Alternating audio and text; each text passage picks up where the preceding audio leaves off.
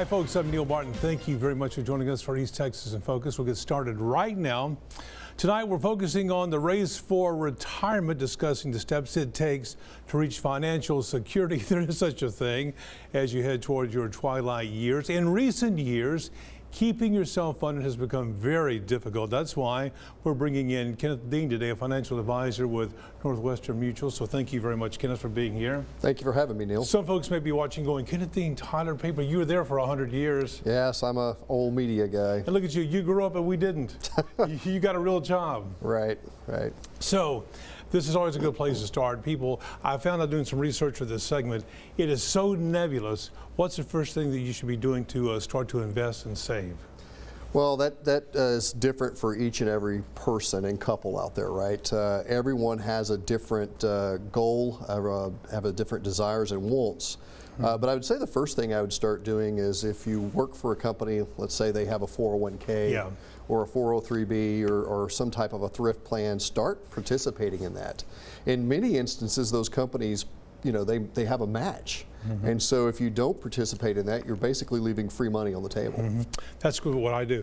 Now that brings me back to this, it dovetails perfectly.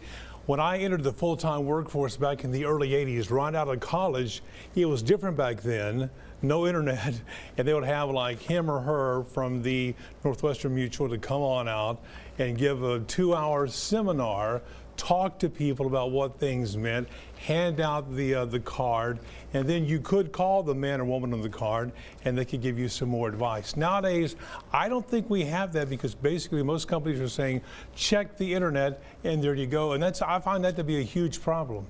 It is.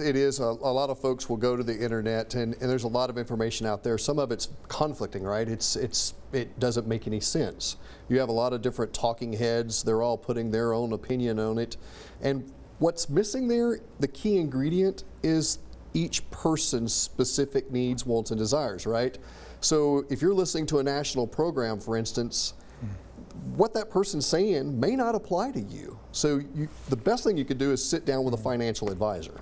Well, I'm older now, and I can remember back when I was in my 20s, they would always say, pay yourself first. And I, just like young people I work with now, would say, I can't afford to do that. I don't make enough money yet. But I'm telling you, now I'm Methuselah in the newsroom saying, pay yourself first, save something, because I'm telling you, you're going to go from your 20s to the 60s in warp speed, because I did. Absolutely. There's a graph that I share with every client that I sit down with, and it shows if you want to have $1 million by the time you're 65, if you start saving at 25, 35, 45, 55, comparatively, if you start at 25 with a 7% return year after year, you only have to save $187,000 over the course of 40 years. Now, if you wait till you're 55, now you're having to save over $750,000. So you're not getting that benefit. So your thing of saying pay yourself now is true, because what a younger person has that we don't have as we get older is time and that compounding interest, which is their friend. So if you're in like your 50s going, shame on me, I haven't done anything yet, what should you do? What should you look at to invest? Well, again, I would say that first thing I would do is I would find a financial advisor, and one of the best ways of doing that is going on the internet and looking. But you want to be careful. You want to run them through broker check and make sure. Broker check. Yes, broker check. Brokercheck.com, okay. And it's basically a website that's out there. It's a FINRA website that's going to show if a advisor has had any demerits or anything like that, if they hold licenses, and then you can meet with that person, interview them like they're going to interview you, and make sure they're a right fit for you. Are you like a doctor? Do you have like the first consultation is free? You sit down and you talk about things? Absolutely. We sit down with folks, and my thing is we really want to get to know you. I want to know who Neil Barton is, right? I want to know what it is that you're wanting in life. If we're starting at your 25th birthday or if we're starting at 55, right? I want to know who you are and what you're expecting when you hit that retirement age. Are we talking still buy and hold? Well, buy and hold, but there's a lot of different strategies. Again, it goes to the specific needs of each individual or each couple, each family. There's a lot of strategies out there. The reason why is because back in the 90s, I was making good money, living in Seattle. It was a .com bubble. I was taking financial classes. I was making 12 and 15%. I was a genius, I thought. And then comes Mother Reality, and I realized, you can take a haircut pretty fast. You can, and so a lot of people are really upset when they look at their 401k and it's gone down, like in 2022 when Like we had mine. a bad year. Right. I get mine every month or every couple of months, every quarter. This is how good I am at this. Every quarter, and the last couple of quarters, I have refused to look at it because I have taken a haircut. Right. Well, here's the thing. Since 1926, when the market came out and started, the market's done about a 10.17% interest rate since then, year after year after year. Bad. Okay, but there's good years and there's bad years in there. Yeah. Okay, that's an average. That's not what year you retire in. A lot of what people suffer in retirement is the year that they retire in. If you retired in 2008. And you didn't have a plan in place and all you were going to be taking money out of is your 401k, you are in for a rude awakening. So really sitting down with a financial advisor and having a plan and different places to pull money from, that's basically what you want to do. This is a very good start. So when we come back on East Texas in Focus, more with Kenneth and more in depth with our topic, be right back.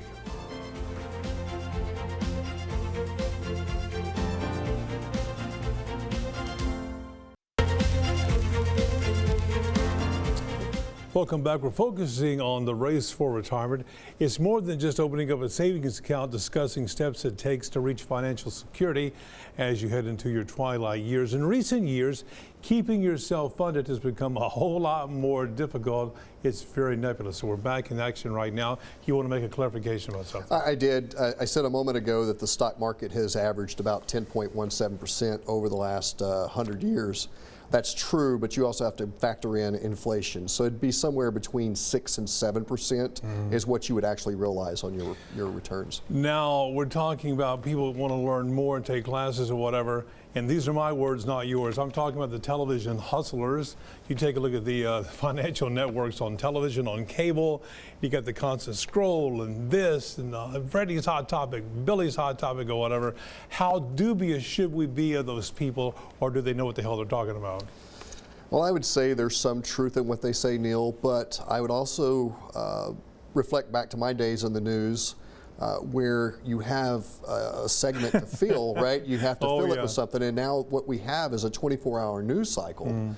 And so we just fill stuff. You got to fill the time. We fill space. And so, again, I have people come into my office and they'll sit down and then one of the things they'll say is, well, I watched this report and I'm kind of worried about what, like we're in an election year. Well, what's the election going to do for, my investments?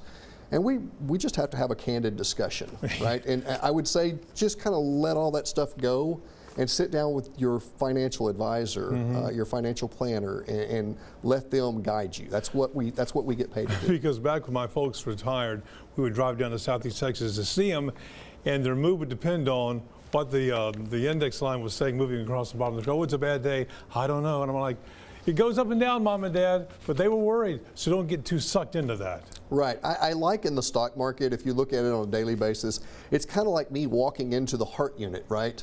And I can see somebody's little monitor and it's going up and down. I don't know what that means, right? And so I tell my clients, don't worry about the day to day, and don't really even worry about the year to year. We're in it for the long haul. Now, back when I was a genius, as I mentioned before, in the 90s, and there was the Clinton stock market bubble or whatever, and I was making all that money, the Roth IRA was the hot thing they talked about. Is it still red hot to talk about and invest in? What is it? It's still a good tool to use. A Roth IRA is different from the 401k. The 401k, you're getting pre-tax dollars put into an investment for you. It grows tax deferred, but once you start taking it out at 59 and a half or whatever age you retire, it starts being taxed as ordinary income tax. With a Roth IRA, you pay the taxes on the front end. So you've already paid taxes. It's post-tax dollars that you put into the Roth. You never pay taxes on it. All that growth that you get in the future, you'll never pay taxes on it. We all hear about diversify, diversify, diversify. So how do you know how to diversify? Well, that's really sitting down again with a professional and finding out what's right for you. But I would say a good portfolio would be a mix of, if you have a 401k or a 403b in the medical profession or education profession, something like that. And then, of course, adding a Roth if you can. Maybe you have some non-qualified investments, and then possibly adding life insurance to that mix and annuities. Okay. It just is a mixture of different things out there that will help you in your particular retirement strategy. How much life insurance should you have? Well, that's debatable. Because I've heard just enough to bury you. I've heard no, the YRT enough to take care of your children or whatever. Again, this is a very nebulous topic where most of us don't know a whole lot about. Well, for life insurance, that's a different conversation, right? That's if I'm sitting down with a young family and they have mortgage and they have children and they have all this, we want enough money to cover basically 10, 15, 20 years of that other person's salary, right? Because if we have two people in a relationship and we have one person's not there anymore and their salary was key to making the home work, if that's not there, it's going to produce some significant problems. And in the reporting business back in the day, I would often have people call me after I worked on a story and say, can you write a story that we have a tragedy fund set up at the local bank, right? Well, GoFundMe is not going to fund your lifestyle. It's just not going to. And what about this, which should send red flags, it does to me. A good friend of mine has a good deal on some investments. That would scare me to death. Well, they may have a good deal on investments. Again, I would just approach everything with caution, and I would ask somebody for advice on that. If it's some sort of a property deal, maybe you talk to a lawyer and find out. You do your due diligence. You don't go walk into something blindly. You want to make sure that you're doing your due diligence, because a lot of it falls on your shoulders. Right. When we come back, your thoughts will be heard by us as we open up the InFocus inbox. After the break, please don't go anywhere at all.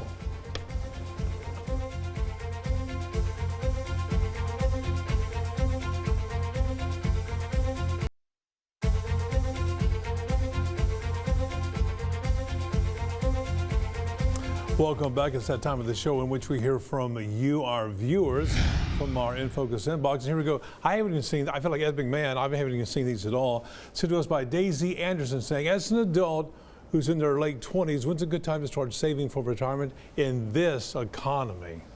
I would say today's the perfect day to start saving for. What time is it? Economy, right? It's right now. It's again, it goes back to what I said earlier. Remember, if you're 25 and you're saving for $1 million, you only have to save $187,000 over the next 40 years, compared to the person that waits to their 50s. They have to save a whole lot more money. So I would say, even in this economy, if you can put any little bit back, it's going to help. You're right, because I could kick myself for not starting when I was younger. This one sent to us by Ashley Escatel saying, what happens if someone who's been collecting their 401k for most of their lifetime ends up dying before they retire? Great question. So this is another important issue, is anything that you have, any type of investment accounts that you have, whether it's 401k or just a regular straight up investment, non-qualified investment account, you want to make sure you have beneficiaries listed. But basically what would happen with a 401k is it would go to your beneficiary. If you're married, it's just going to pass to your spouse, right? If they're listed as your beneficiary. If it's your child, then it's going to pass to him or her. And then there's some strategies that need to be done pretty quickly, because over the next 10 years, they have to take that money out and move it, and it's going to get taxed. It is so hard. To me, it's just like Jello on the wall, but I'm glad that you know what you're talking about. This last one sent to us by Saul Anderson saying, as a millennial or Gen Z, is it a waste of time to even think that retirement is possible in our age groups? Let me tell you something. I'm a baby boomer. We said the same thing back then. Well, so you brought up the boomer conversation. We are at the precipice of the largest transfer of wealth in our country's history. We will be, the baby boomers will pass on about $30 trillion. Really? Yes, to their loved ones. We to did their pretty families. well. Yeah, you did very well. But there will be a transfer of wealth of about $30 trillion. The problem is that most families' wealth does not make it past the second generation, because they haven't done any real planning. They haven't done tax strategies. There's a lot that goes into this. When I sit down with folks, we really get to know them, but we want to know, do we need to be talking with an estate planning attorney? Do we need to be talking with a CPA? Do they need to have a trifecta, basically, of financial professionals working for their behalf? Some people's retirement planning is a lot more complicated than others. Here's what I'm getting into. All my friends are retiring, and some are saying, do it at 62, no, do it at 65, no, 67, or 70. So what's the right answer? Is there a right answer? There's not a right answer. Again, it goes back to the thing that I've reiterated. Each person's different. And what works for you? How much money do you need in retirement, right? So if you say I need X amount of dollars for retirement, if you can make that happen today, you could retire today. If you can't make that happen, then maybe we need to work a few more years. I would need to sit down with a human being like yourself and talk face to face, man to woman or whatever, because some folks say, just go online, it's right there. It's not online for me. Right. Well, again, there's a lot of confusing information out there. And what we find is there are some people that are very apt in handling their own finances. They're great at it. Day traders. They love it. They love doing it. But there are a majority of people, I would say, out there that they don't have any clue what any of this means. And so when we put a financial plan together for them, we go over all the numbers, but most people don't want to know how the clock works. No. They just want to know that the clock does work. I know just enough to be dangerous. As always, we invite more feedback to focus on. You want your voice to be heard next week, send us an email, infocus@ktk.com, and you may see your comments right here on The Big Show. After the break, closing words from Mr. Dean and myself. Be right back. Final thoughts. Final thoughts. Again, if you're thinking about retirement and it's weighing on your mind, if you don't already have a financial advisor, please seek one out. Go sit down with them that he or she is going to walk you through the process. They're going to ask for all kinds of information from you. But at the end of the day, they're going to put a plan together for you, a plan that hopefully will work for you and your specific needs. And one plan does not fit all, because you say it's like a newspaper story that you used to write. You got to write that particular person's story. Absolutely. I'll have siblings come in that grew up together, and their plans will be different from each other. It's just based on what they want in retirement. All right. Thanks. Hey, come back. I will. Great guest here. Hey, next week, considering again on more issues coming up on Saturday, East Texas in Focus. Have a great weekend, everybody.